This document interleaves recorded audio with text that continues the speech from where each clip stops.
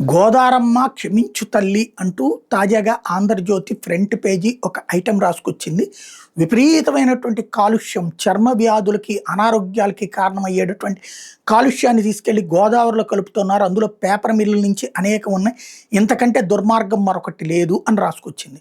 Very good.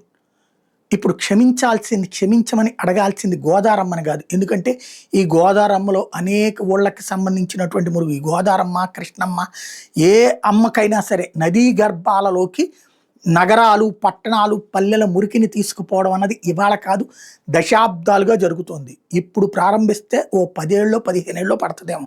ప్రతి ఊరికి నీటిని శుద్ధి చేసి, మురికి నీటిని శుద్ధి చేసి ఆ తర్వాత ఆ నీళ్ళని సప్లై చేయడానికి. కానీ దానికి తగ్గ నిధులు ఉన్నాయా అంటే డౌట్ఫుల్లే. ఇది ఒక ఆస్పెక్ట్. రెండోది వచ్చేటప్పటికి మీడియా నిద్రపోతుందా? ఇన్ని దశాబ్దాలుగా పేపర్ మిల్లు పెట్టింది ఎప్పుడు, పుట్టింది ఎప్పుడు, నడుస్తున్నది ఎప్పుడు, ఇన్నేళ్ళు అది వస్తుందని తెలియదా? ఈనాడుకు తెలియదా? ఆంధ్రజ్యోతికి తెలియదా? అర్ధజన్ మీడియాకి తెలియదా? అక్కడ ఉన్న రిపోర్టర్లకు తెలియదా? వాళ్ళు రాస్తే వీళ్ళు వేయలేదా? వీళ్ళు వేస్తే వాళ్ళు రాయలేదా? వీళ్ళు వేస్తామన్నా వాళ్ళు రాయలేదా? పవన్ కళ్యాణ్ చెప్పేదాకా మనం ప్రపంచానికి తెలియచేయలేకపోయామంటే సిగ్గుపడి క్షమాపణ చెప్పాల్సింది మీడియా.